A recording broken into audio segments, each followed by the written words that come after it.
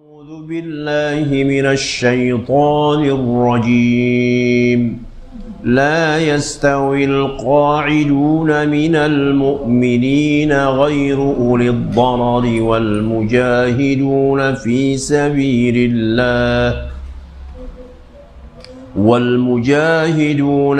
سبيل الله بأموالهم وأنفسهم فضل الله المجاهدين بأموالهم وأنفسهم على القاعدين درجة وكلا وعد الله الحسنى وفضل الله المجاهدين على القاعدين أجرا عظيما درجات منه ومغفرة ورحمة وَكَانَ اللَّهُ غَفُورًا رَحِيمًا. Terjemahannya, tidak sama antara orang mukmin yang tidak ikut berperang, yang tidak mempunyai uzur alasan, dengan orang-orang yang ikut berjihad di jalan Allah dengan harta dan jiwa mereka. Allah melebihkan orang-orang yang berjihad dengan harta dan jiwanya di atas orang-orang yang duduk, yang tidak ikut berjihad. Dilebihkan Allah 1 derajat. Kepada masing-masing Allah menjanjikan pahala yang baik, yaitu surga. Dan Allah melebihkan orang-orang yang berjihad di atas orang yang tidak ikut dengan pahala yang besar, yaitu beberapa derajat yang diberikan Allah, ampunan serta rahmat, dan Allah itu Maha Pengampun lagi Maha Penyayang. Nah, ini ayat ini khusus berbicara soal orang-orang mukmin, khususnya mereka dahulu para sahabat Nabi. Ada orang yang tidak ikut berjihad,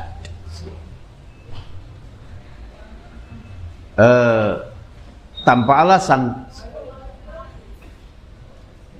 karena pada aslinya kalau sudah Nabi memerintahkan atau memanggil untuk berjihad, semuanya harus apa?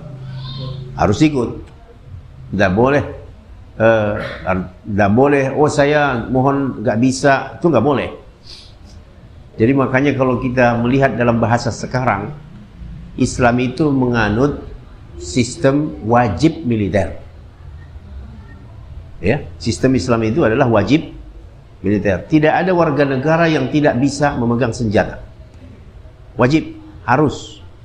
Karena setiap waktu kalau pemimpin meminta, harus ikut. Ya. Nah, kalau di zaman sekarang justru wajib militer ini negara-negara di luar Islam, betul ya? Coba kita lihat ya, Singapura saja kan? Ya, Singapura wajib militer, Pak. Semua warga negaranya harus ikut latihan. Dan itulah sistem di dalam Islam. Begitu. Jadi kalau sudah datang dahulu panggilan Rasulullah, diumumkan kita akan perang, tidak ada laki-laki yang boleh tinggal diam di rumah. Di sini Allah menceritakan orang yang tidak ikut berperang tanpa uzur, itu tidak sama kedudukannya dengan orang yang ikut berjihad. Tidak samanya di mana Allah melebihkan orang-orang yang berjihad, mujahidin, dengan harta dan diri mereka 1 derajat di atas siapa tadi? Yang tidak ikut. Begitu ya. Semuanya diberikan Allah pahala, ya, semuanya diberikan Allah pahala. Tetapi Allah lebihkan kepada yang ikut berjihad. Ya, ini kan bisa artinya mudah dipahami. Karena orang yang ikut berjihad itu yang pertama dia mengikuti perintah Allah dan Rasulnya, begitu. Kecuali orang yang mempunyai uzur. Dulu apa kira-kira uzur? Kan di dalam hadis kita pernah membaca bahwa ada seorang datang ingin mendaftar ikut berjihad kepada Rasul. Lalu Rasulullah bertanya, kamu punya orang tua enggak? Barangkali bapak-bapak masih ingat ya. Kamu punya orang tua enggak? Oh punya. Untuk orang tuamu saja kau berjihad. Nah, jadi itu namanya uzur, Pak. Kemudian mungkin ya kesehatan. Ya, orang lagi sakit, ya kalau orang lagi sakit nanti justru dia yang jadi beban. Ya, dia sebut saja kambuh penyakitnya di medan pertempuran, ya itu mengganggu apa perjalanan ya jihad para kaum muslimin. Nah jadi kembali kepada perbedaan tingkatan status orang-orang yang berjihad fisabilillah dengan harta dan jiwa mereka itu di atas siapa? Orang-orang yang tidak berjihad, yang tidak memiliki uzur. Nah, ini ayatnya ya. Mari kita lihat beberapa riwayat penjelasan tentang ayat ini. Al-Bukhari yang meriwayatkan dari sanad dengan sanadnya dari Al-Bara', ia berkata, ketika turun ayat ini, la yastawil qa'iduna minal mu'minin, Rasulullah sallallahu alaihi wasallam memanggil Zaid. Zaid ini siapa, Pak? Sahabat Zaid bin Thabit. Maka ia pun menulisnya. Maksudnya Rasulullah memberitahu ini ada turun ayat. Kan begitu cara dulu proses pencatatan ayat itu. Turun ayat Quran, lalu Rasulullah memanggil pencatat wahyu. Salah satunya pencatat wahyu itu adalah Zaid bin Thabit. Zaid ini turun Al-Quran. Maka ia pun menulisnya. Lalu Ibnu Ummi Maktum datang mengadukan kecacatannya. Ibnu Ummi Maktum apa cacatnya, Pak? Buta. Mendengar ayat tadi kan dia buta, merasa kena gak? Tidak sama kedudukan orang yang berjihad dengan orang yang tidak ikut. Dia buta, merasa, waduh, kalau begitu ya kira-kira bisa paham kita kan, waduh kalau begitu saya ini derajatnya lebih rendah karena saya tidak bisa ikut berjihad. Beliau mendatangi Rasulullah sallallahu alaihi wasallam, bagaimana aku ini ya Rasulullah, nggak bisa lihat. Maka Allah menurunkan potongan ayat tadi, ghairu ulid darar. Apa artinya, Pak? Ghairu ulid darar, yang tidak mempunyai uzur. Uzur itu cacat salah satunya. Uzur ini bahasa Arabnya ya alasan keberatan. Ketika kamu dipanggil nggak bisa datang, alasannya apa? Gitu ya. Lalu yang dibolehkan salah satunya inilah dia, faktor ya fisik. Bagaimana dia buta, pergi, jangan-jangan yang salah ya, bisa salah nanti, dikira musuh, rupanya apa? Teman. Nah itu kan hal-hal yang sifatnya rasional kan gitu ya. Jadi sebutan ghairu ulil darar ini yang mau kita sebutkan di sini. Sebutan di dalam ayat ini tercantum ghairu ulil darar, yang tidak memiliki uzur. Itu kisahnya ketika turun ayat tadi, sampai ke telinga siapa tadi Pak? Ibnu Ummi Maktum. Dia merasa, waduh, saya nggak bisa. Kalau begitu derajat saya rendah. Saya nggak bisa menyamai saudara-saudara saya. Beliau pun datang ke Rasulullah. Maka Allah menurunkan tambahan ghairu lidharar. Jadi artinya kamu nggak ada masalah. Nah, gitu ya. Kamu tak ada masalah. Karena kamu memang punya alasan, dan alasan itu ya memang alasan rasional. Iya. Muhammad bin Yusuf menuturkan kepada kami dari Israel, dari Abu Ishaq, dari Al-Bara, ketika turun la yastawil qa'iduna minal mu'minina, Nabi SAW berkata, panggil si fulan.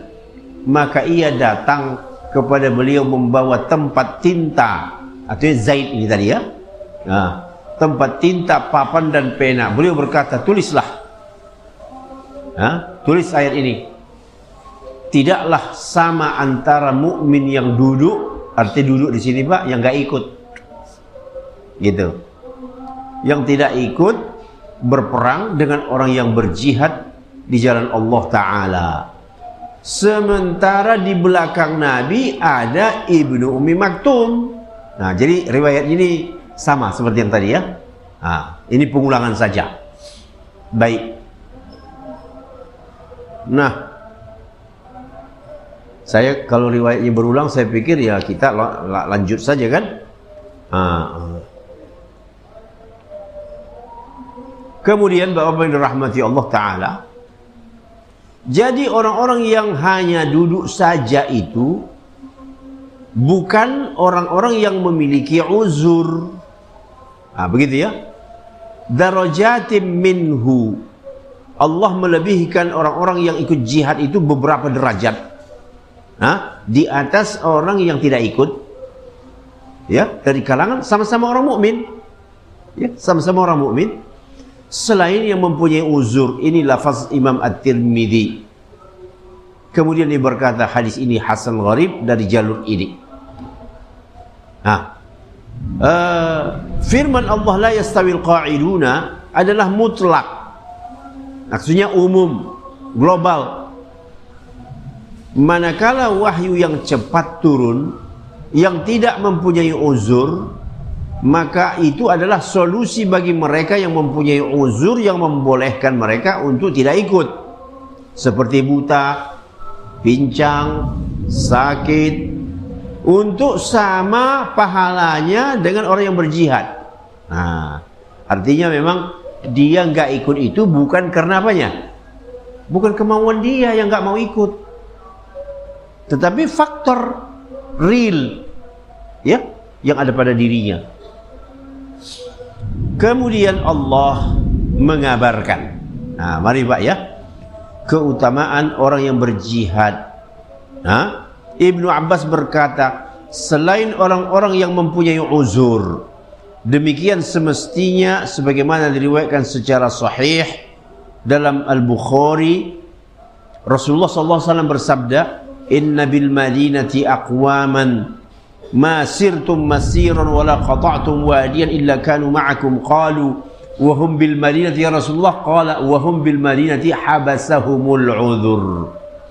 Di Madinah itu ada suatu kaum, ini kaum ini artinya kumpulan orang yang lebih dari satu, gitu ya, kumpulan orang. Mereka itu ya, tidaklah kalian melakukan sebuah perjalanan dan memotong sebuah lembah, artinya perjalanan jihad, kadang-kadang naik mendaki, kadang-kadang turun lembah, kan begitu ya, melainkan mereka bersama kalian padanya. Lalu sahabat bertanya, walaupun mereka di Madinah ya Rasulullah? Iya, mereka di Madinah, tapi nggak ikut perang. Penyebabnya apa? Karena mereka tertahan oleh uzur. Tadi contohnya orang-orang yang ya memiliki cacat, mata, ya kesehatan, kaki, sehingga tidak bisa ikut. Namun pahala mereka sama seperti pahala siapa? Nah, ya seperti kita lah, mudah-mudahan Pak di zaman ini begitu ya. Kan di antara kita juga ya memang ada yang sakit. Biasanya dia datang ke masjid, betul enggak? Biasanya sering, lalu dia mengalami sakit, lalu dia sholatnya ya di rumah. Mereka ini sebenarnya tetap mendapatkan apa? Pahala berjamaah. Gitu. Insyaallah bisa dipahami ya. Baik. Kita lanjut. Diriwayatkan di dalam Sahih Bukhari dan Muslim dari Abu Sa'id Al-Khudri, Rasulullah bersabda, inna fil jannati mi'ata darajah. Di dalam surga itu ada 100 tingkat. Bayangkan Bapak itu. Di dalam surga berapa tingkat? Rupanya surga itu tingkatnya lebih dari 100. Allah persiapkan khusus untuk orang-orang yang berjihad di jalan Allah. Kalau mendengar hadis seperti ini, Bapak perasaan seperti apa? Ingin rasanya. Ya hanya orang-orang yang tidak tahu arti surga lah yang tidak yang tidak apa namanya? Ya, yang tidak tahu arti surga. Nah, dia tidak terdorong. Ya, nggak apa-apalah. Nah, tetapi orang yang tahu nilai surga mendengar ini ada 100 tingkat. Subhanallah. Ya. Dan sudah barang tentu yang 100 tingkat ini beda fasilitasnya dengan surga yang lain. Kita aja di dunia ini Pak, ada hotel bintang 3, losmen gitu ya. Nah, lalu ada Bapak coba yang bintang 4. Yang bintang 4 ini kok lebih enak ya dari yang bintang 3 itu? Ya iya, bintang 3 itu losmen aja itu. Bintang 4. Wah. Lalu Bapak mencoba yang bintang 5. Wah. Masya Allah. Ya bintang 5 lah. Internasional. Beda nggak fasilitas? Oh beda. Kenyamanan? Kenikmatan? Beda. Itu di dunia saja Allah tunjukkan. Ya. Bahkan ada lagi namanya bintang 5+.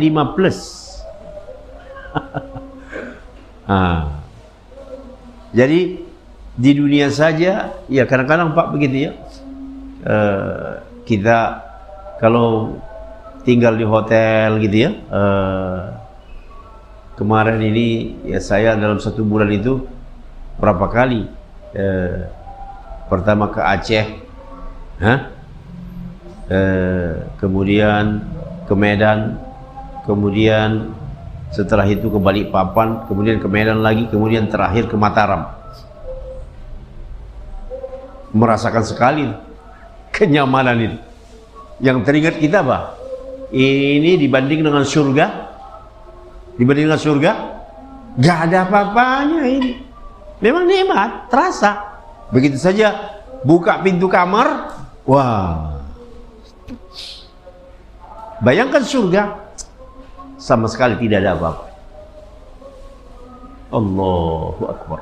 Nah, lalu kata Rasulullah SAW, di surga itu ada 100 tingkat Allah siapkan bagi orang-orang yang berjihad di jalannya. 100 lantai Pak, bahasa kitanya. Antara satu derajat dengan derajat yang lainnya seperti jarak antara langit dan bumi.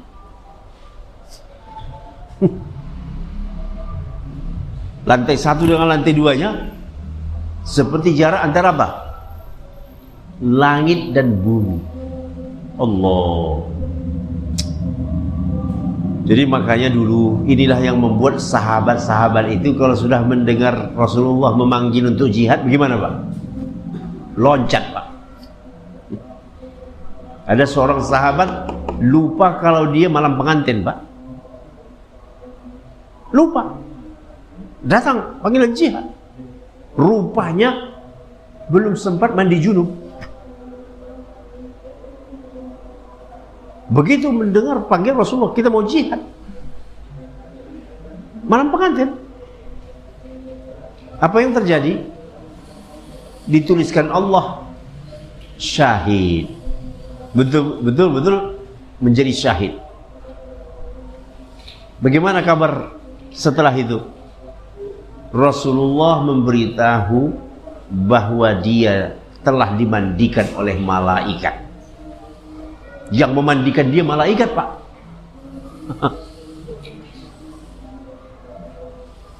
Allah. Kenapa? Karena inilah kemuliaan yang Allah berikan kepadanya sampai dia mengorbankan yang paling disukai, yang paling disenangi oleh setiap lelaki. Kan begitu kan? Nah. Baik. Al-A'mash berkata dari Abu Ubaidah, dari Abdullah bin Mas'ud, Rasulullah SAW bersabda, "Man rama bisahmin falahu ajruhu darajah." Barang siapa yang melempar dengan satu anak panah, maka baginya pahala 1 derajat. 1 anak panah Pak, dia mendapatkan 1 pahala darajat. Baik. Seorang lelaki bertanya, "Wahai Rasulullah, apa maksud 1 derajat?" Beliau menjawab, "Ama innaha laysat bi'atabat ummik ma baina darajati ma'at mi'atu 'am." Itu maksudnya bukan tangga rumah ibumu. Rasulullah menjawab, beda 1 tingkat itu bukan tangga rumah ibumu. Jarak antara 1 derajat atau 1 lantai dengan lantai berikutnya sejauh perjalanan 100 tahun. Ada orang berjalan 100 tahun. Perjalanan saya 100 tahun. Itulah jarak lantai 1 dengan lantai di atas. Subhanallah. Lalu kita bertanya, kira-kira kita ini di mana? Kan begitu ya? Apakah kita nanti akan masuk ke dalam 1 saja pun di antara 100 derajat itu?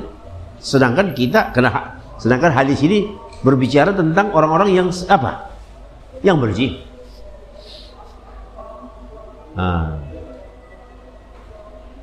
Subhanallah. Jadi ya mudah-mudahan kita hanya berharap Pak ya. Sementara kita ini jangankan berjihad, datang ke masjid aja susah. Betul tak? Melangkahkan padahal bukan seperti di kampung harus mendaki gunung Pak. Tinggal pencet apa? Turun itu lift. Ya, malas. Jadi makanya betul ya, yang paling banyak masuk surga itu ya orang-orang yang terdahulu. Ya, siapa mereka? Generasi awal Islam. Bagaimana sifat-sifat mereka? Ya malam itu kalau sudah seperti ke malam terakhir, sudah tidak ada di atas tempat tidur namanya. Ya, sudah seperti ke malam terakhir. Kalau sekarang kira-kira ya 1:30 lah. Kalau sudah 1:30, tidak ada lagi yang di atas tempat tidurnya Pak. Semuanya berada di mana? Di atas sajadah. Itulah generasi awal Islam. Sementara kita untuk datang sholat subuh saja sungguh berat. Apalagi malam-malam yang ada tontonan apanya? Bolanya. Mereka yang berebut bola kok kamu yang stres. Siapapun yang kalah, mana urusan saya itu. Ya. Jadi saya nggak mau terganggu ibadah saya gara-gara ya urusan bola.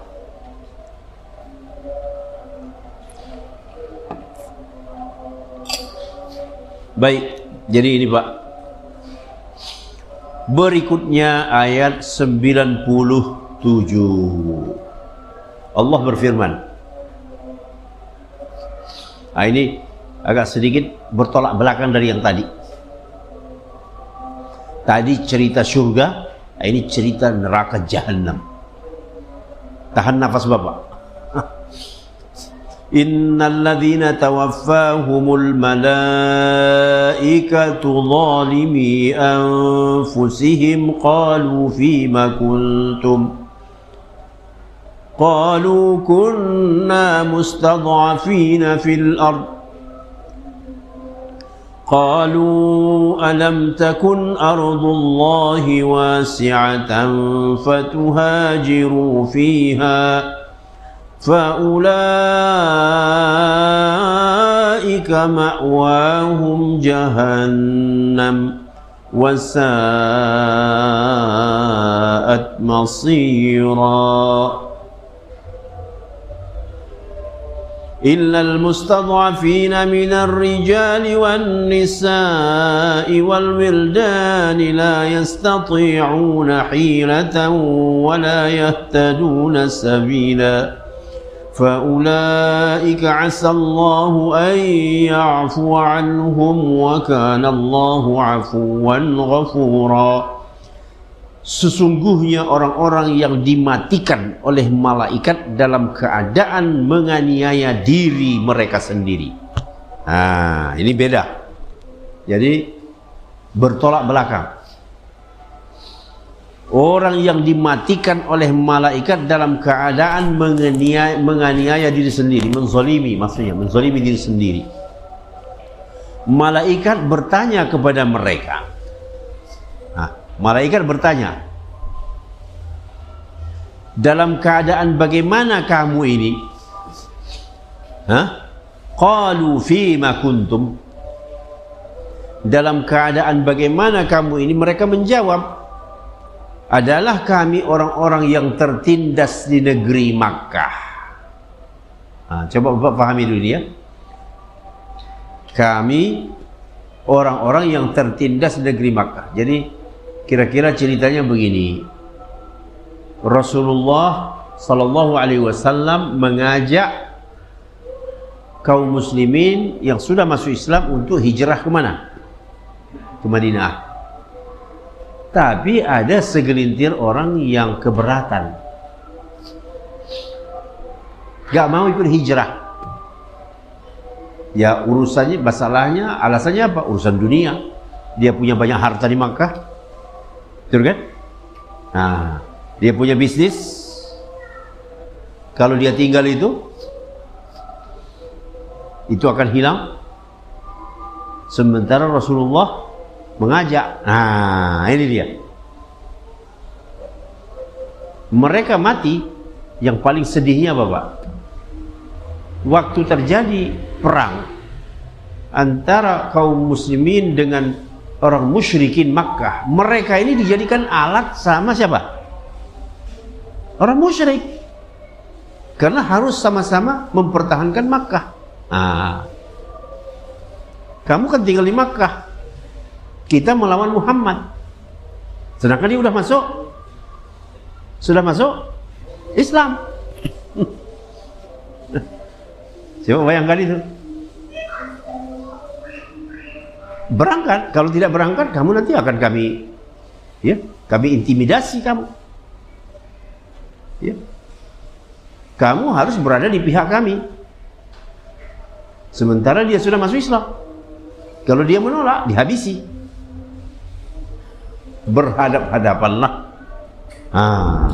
Inilah mereka ini. Ya. Saya ulang sedikit. Dalam keadaan bagaimana kamu ini? Kata malaikat, tanya malaikat. Mereka menjawab, kami orang-orang yang dulu tertindas di Makkah. Para malaikat berkata, bukankah bumi Allah itu luas sehingga kamu dapat berhijrah di bumi itu? Kenapa kamu bertahan terus di mana? Di Makkah. Orang-orang itu tempatnya neraka Jahannam. Wah, astagfirullahaladzim, ngeri ya. Tempatnya neraka Jahannam, dan Jahannam itu seburuk-buruk tempat kembali. Mari kita lihat penjelasannya, Pak ya. Tafsir ini kan tafsir Ibnu Katsir, merujuk ke Imam Bukhari, meriwayatkan ya Abdullah ibnu Yazid al-Muqri, terus dengan sanadnya telah diputuskan untuk mengirim pasukan pada penduduk Madinah. Maka aku mendaftarkan diri ke sana. Lalu aku bertemu Ikrimah, mantan budak Ibnu Abbas. Aku pun memberitahunya. Ia lantas melarangku melakukan hal itu dengan larangan yang sangat keras. Kemudian ia berkata, Ibnu Abbas memberitahukan bahwa ada beberapa orang dari kaum muslimin bersama-sama orang musyrikin. Satu pasukan. Mereka memperbanyak jumlah orang-orang musyrikin dalam menghadapi Rasulullah. Salah seorang dari mereka tertembak anak panah mati, atau lehernya dipenggal oleh pedang hingga terbunuh. Maka Allah menurunkan ayat ini. Bisa? Dari keterangan saya tadi sudah bisa nyambung? Mereka ini siapa tadi? Yang tidak mau, asalnya tidak mau hijrah, tapi sudah masuk Islam. Tiba waktu perang, orang Makkah mengatakan, kamu harus ikut kami karena kamu penduduk Makkah. Kita menghadapi Muhammad. Padahal udah masuk apa nih? Sudah Islam. Bagaimana dia berhadapan dengan Rasulullah? Entah kenapa, ajalnya di situ. Muslim mati terbunuh, berada dalam satu pasukan dengan kaum musyrikin. Tempatnya di mana tadi? Neraka Jahannam. Hati-hati. Jadi keislaman tidak menjamin orang masuk surga. Ya tahu Bapak? Selama ini kan Bapak merasa, ya kita kan udah Islam masuk surga, betul kan? Ini buktinya. Ini buktinya. Keislaman tidak menjamin orang masuk surga. Apalagi tidak Islam. Betul tak? Apalagi tidak Islam. Yang Islam saja tidak ada jaminan. Jadi memang tiket masuk surga itu Pak mahal. Tiket itu mahal. Iya. Jadi kembali kita dengarkan Allah menurunkan innal ladzina tawaffahumul malaikatu zalimi anfusihim qalu fima kuntum qalu kunna mustad'afina fil ard qalu alam takun ardullahi wasi'atan fatuhajiru fiha faulaika ma'wahum jahannam wasa'at masira. Kemudian Ibnu Abi Hatim meriwayatkan dari jalur Ibnu Abbas, ia berkata, sekelompok orang dari penduduk Makkah masuk Islam, lalu mereka merahasiakan keislaman mereka. Terus Lalu orang-orang musyrik menyuruh mereka keluar pada perang Badar bersama-sama dengan mereka satu pasukan. Sebahagian mereka terbunuh karena yang lain, terbunuh karena yang lain. Kaum muslimin berkata, mereka itu teman-teman kita. Jadi yang dulu tahu dia sudah masuk Islam. Jadi sudah frontnya sudah berbeda kan? Mereka itu teman-teman kita. Mereka orang-orang Islam tapi dipaksa untuk berperang oleh kaum musyrikin. Lantas mereka memohonkan ampun untuk mereka. Siapa yang memohonkan ampun? Orang-orang muslim yang sudah hijrah, karena tahu ini teman sudah masuk Islam. Turunlah ayat ini. Jadi artinya apa? Doanya itu nggak mempan. Biar tahu Bapak, doanya itu tidak diterima Allah. Jadi itu kita memang, itulah gunanya kita mengaji Pak ya. Ternyata ya betul, aslinya keislaman itu adalah modal masuk Islam. Masuk apa? Masuk surga. Tapi ada kondisi-kondisi yang mengakibatkan itu tidak berlaku. Salah satunya ini dia. Disuruh hijrah, gak mau. Dia masih lebih memikirkan apa? Ya, faktor dunianya. Bisnisnya di Makkah, kalau saya tinggalin ini bagaimana? Nanti saya di sana bagaimana? Kan gitu ya? Dia merahasiakan Islamnya. Lalu ketika tiba saatnya berperang, orang musyrik melawan Rasulullah dan pasukannya, mereka ini didesak untuk ikut dalam satu pasukan dengan orang-orang musyrik tadi. Baik.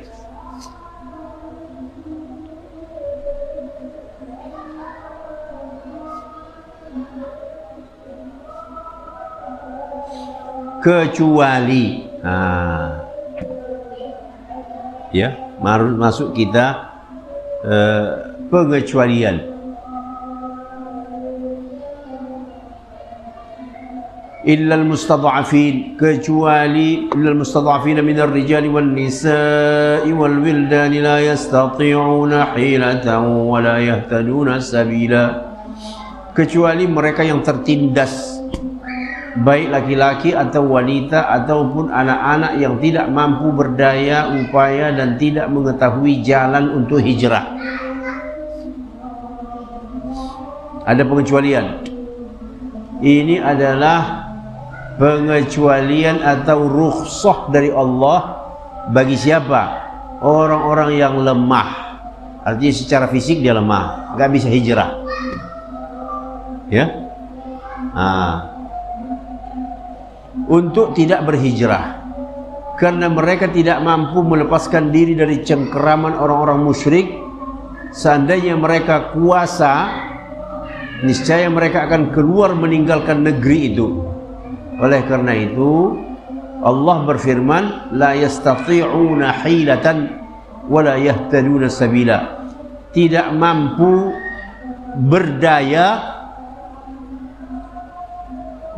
upaya dan tidak mengetahui jalan untuk hijrah.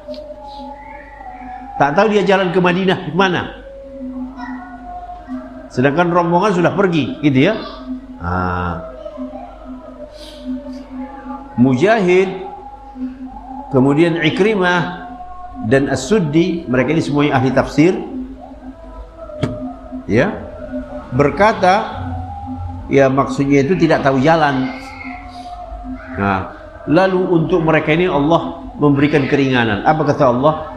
Faulaika asallahu ayya'fu anhum. Mereka itu mudah-mudahan Allah beri kemaafan. Jadi yang punya alasan real bukan yang tak punya alasan. Ya, yakni memaafkan mereka karena tidak berhijrah, dan kata mudah-mudahan itu dari Allah, Pak. Berarti menetapkan. Dan Allah itu, wa kana Allahu afwan ghafura, Allah itu maha pemaaf dan maha apa? Pengampun, ghafur. Iya.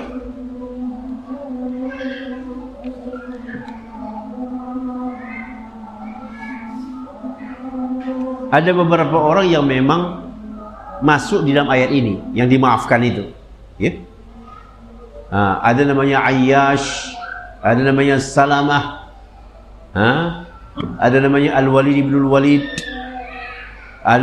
Secara umum mereka ini al-mustad'afina minal mu'minin.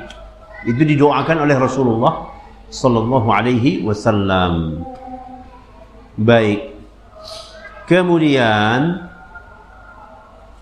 kita masuk ayat berikutnya, ayat 100, persis 100. Wa man yuhajir fi sabilillahi yajid fil ardi muraghaman katsiran wa sa'ah. Wa man yakhruj min baitihi muhajiran ila Allah wa rasulih ثم يدركه الموت فقد وقع أجره على الله وكان الله غفورا رحيما. Barang siapa berhijrah di jalan Allah, kan sudah kita sebut tadi kan hijrah.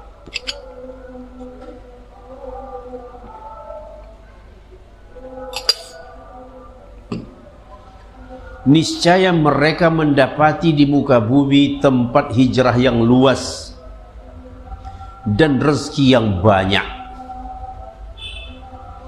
Itu janji Allah, Pak. Ini dorongan untuk berhijrah, ajakan untuk memisahkan diri dari orang-orang musyrikin. Kemanapun seseorang pergi berhijrah, ia akan menemukan tempat bernaung dan rezeki yang dimakan. Nah, ini kita sebut, kita lihat kontekstualnya, Pak, ya. Kontekstualnya. Kenapa di suatu daerah itu yang banyak berhasil itu pendatang? Betul kan? Percaya nggak, Bapak? Nah, ini termasuk ada informasi yang seperti ini. Siapa yang berhijrah akan mendapatkan rezeki yang banyak. Jadi umumnya yang berhasil di suatu daerah itu adalah pendatang.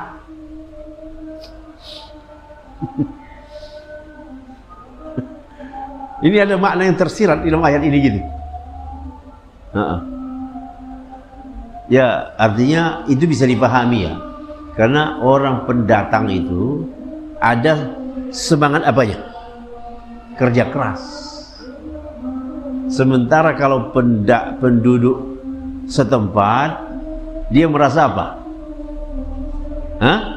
Ya, ini kan tanah nenek moyang saya ini. Iya. Jadi cenderung apa? Iya, bermalas-malas. Nah, ini ayat ini ya. وَمَنْ يُهَاجِرْ فِي سَبِيلِ اللَّهِ يَجِدْ فِي الْأَرْضِ مُرَاغَمًا كَثِيرًا وَسَعًا. Barang siapa berhijrah di jalan Allah, niscaya mereka mendapati di muka bumi ini tempat hijrah yang luas dan rezeki yang banyak.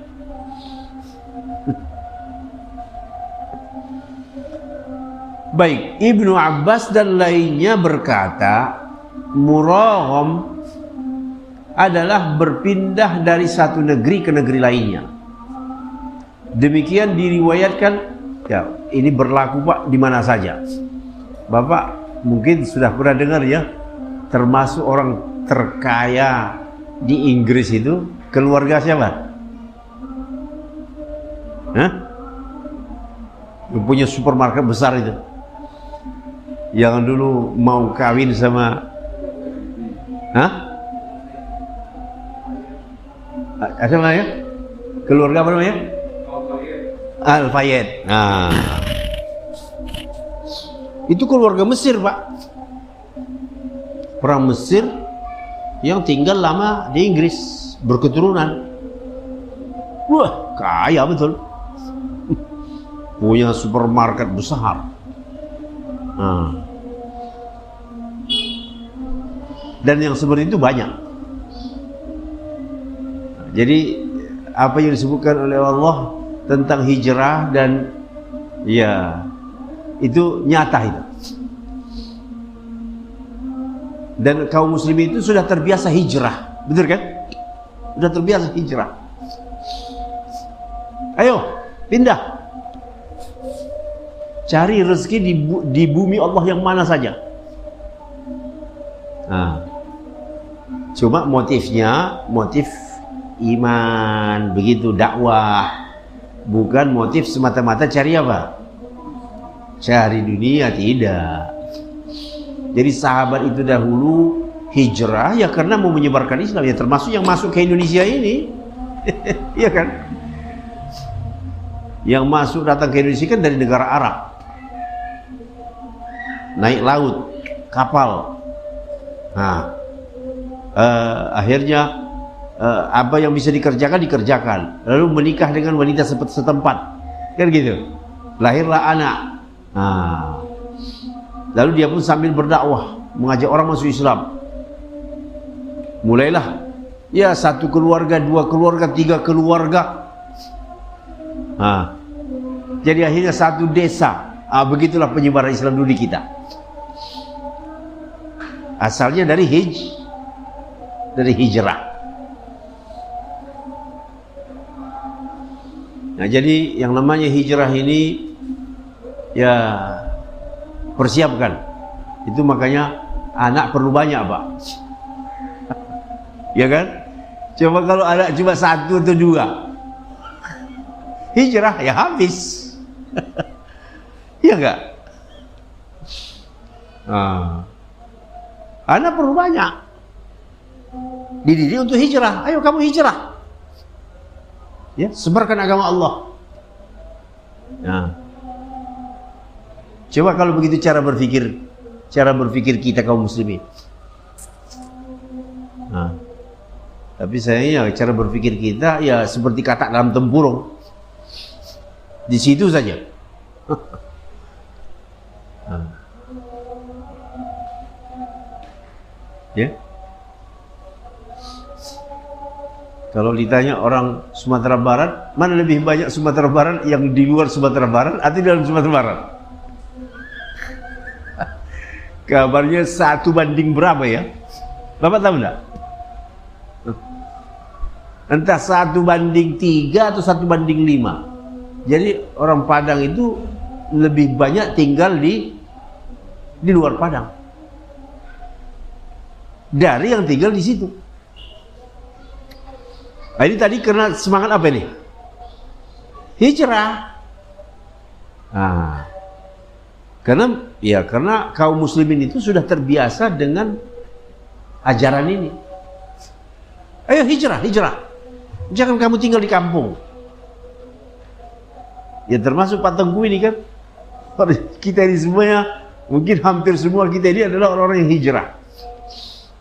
Nah. Jadi indahnya hijrah itu tantangan baru. Ada tantangan, Pak. Manusia ini kalau tidak ada tantangan, dia begitu saja, loyo. Tapi kalau ada tantangan, mulai apa? Bangkit. Nah. Baik. Tadi Muragham. Ya, Muragham itu tempat hijrah yang luas, yakni tempat selamat dari apa yang dia inginkan. Firman Allah wasa'ah, dapat Muragham, dapat sa'ah. Sa'ah itu rezeki yang banyak. Wah. Ya. Sa'ah itu rezeki yang banyak, yakni ya rezeki ini dikatakan oleh beberapa ulama seperti Qatadah, di mana tentang firman Allah, yajid fil ardi muraghaman katsiran wasa'ah, niscaya mereka mendapati di muka bumi ini tempat hijrah yang luas dan rezeki yang banyak. Ia berkata, benar demi Allah, dari kesesatan kepada hidayah, dari miskin menjadi kaya. Ya, yang tadinya, mohon maaf, dalam tanda petik sesat, tidak mengenal Islam, dapat hidayah. Dari tadinya susah jadi kaya.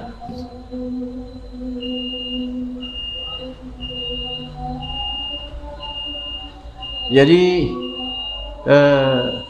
firman Allah, "Wa may yakhruj min baitihi", barang siapa yang keluar dari rumahnya dengan maksud berhijrah kepada Allah dan Rasulnya, kemudian kematian menimpanya, nah ini dia, sebelum sampai ke tempat yang dituju, sungguh telah tetap pahalanya di sisi Allah.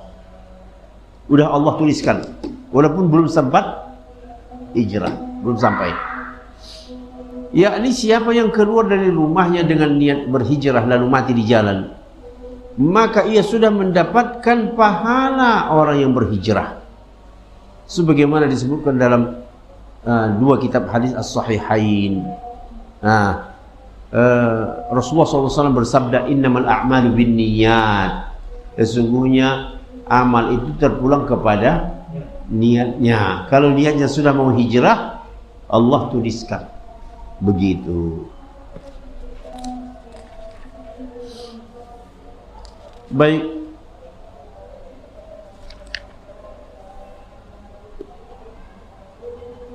ada lagi hadis tentang orang-orang yang mati di jalan ini, Pak, ya. Man kharaja hajjan famata kutiba lahu ajrul haji ila yaumil qiyamah. Barang siapa yang keluar rumah, berangkat dari rumah untuk berhaji lalu meninggal dunia di tengah jalan, maka dicatat untuknya pahala haji hingga hari kiamat. Coba, padahal belum sempat haji, mungkin belum sempat lagi ya sampai di Makkah, udah dicatat untuk dia pahala. Barang siapa keluar dari rumahnya untuk berumrah lalu meninggal, dicatat untuknya pahala umrah hingga hari kiamat. Dan barang siapa yang keluar rumah untuk berperang di jalan Allah lalu ia meninggal dunia, dicatat untuknya pahala di orang yang berperang hingga hari kiamat. Coba pahamkan itu, hingga hari kiamat. Bukan sekali itu, hingga hari kiamat. Berapa tahun lagi kiamat? Tidak ada yang tahu kan? Nah, jadi itulah hebatnya pahala niat. Tapi bukan sekadar niat saja, sudah dimulai gitu ya, sudah berangkat, ya, sudah berangkat, Pak. Sudah masuk waktu belum? Iya. Baiklah. Ada yang mau bertanya kira-kira? Boleh saya minta air panas lagi, tapi setengah aja. Ada yang mau bertanya, silakan.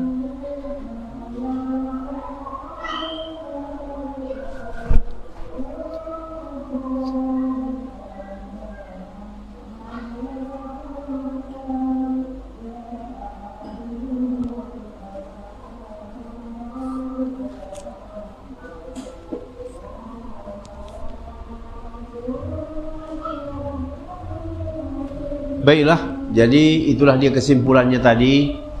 Dari awal kita sudah membicarakan orang mukmin itu ada dua, yang ikut jihad dan yang tidak mau berangkat jihad. Kedua-duanya ini kedudukannya beda. Ya, Allah melebihkan orang yang berangkat jihad. Satu, jarak antara satu lantai dengan lantai di atasnya perjalanan berapa tahun tadi? Perjalanan berapa tahun? 100 tahun. Kemudian ayat berikutnya tadi bicara sebaliknya, orang yang mati terbunuh berada dalam pasukan musyrik, dia udah masuk Islam, tapi karena dipaksa, KTP-nya KTP Makkah. Yang dilawan Rasulullah, agama status sudah masuk Islam, neraka. Wah. Iya. Kemudian yang ketiga soal hijrah. Ya, dengan berbagai persoalan yang tadi, ya, orang yang berhijrah itu akan mendapatkan, dan ini really, Bapak lihat aja lah, rata-rata orang sukses itu semuanya pendatang. Baik yang muslim, apalagi yang datang dari Tiongkok sana. Menguasai, ya. Baik, jadi mari kembangkan semangat hijrah gitu. Jadi jangan memeram anak. Saya tentang diri saya saja, Pak, ya. Saya belakangan baru sadar saya. Bapak bisa bayangkan anak tunggal. Saya anak tunggal. Ibu saya berani melepas saya kuliah, bukan cuma beda kota, beda benua. Sampai nenek saya sempat marah. Emangnya tidak ada sekolah lagi yang dekat-dekat di sini? Karena saya anak tunggal. Itu melampaui batas berpikir orang biasa. Biasanya tidak ada orang tua yang mau melepas. Jangankan beda benua, beda kota aja, enggak kuliah sini aja lah, gitu kan? Itulah orang tua saya itu. Semata wayang kata orangnya. Anak tunggal, suruh berangkat, ayo silakan. Nah, jadi saya termasuk yang memang merasakan itu, Pak. Ya, hijrah. Nah, jadi termasuk tadi yang saya katakan, ini dorongan kita punya banyak anak. Ya, kalau satu anak mungkin ya beratlah berpisah. Nah, coba anak bapak 8, ya seperti saya. Anak saya 8, suruh ke sana, kamu sekolah sana, jangan dekat-dekat sini. Kalau dekat memusingkan. Iya kan? Tiap hari minta ini. Kalau dia jauh, minta sama siapa? Betul. Iya, jadi karena itu Allah jamin rezekinya. Allah jamin rezekinya. Kita akhiri dengan doa kafaratul majlis. Subhanakallah bihamdika asyhadu an la ilaha illa anta astaghfiruka wa atubu ilaik. Wassalamualaikum warahmatullahi wabarakatuh.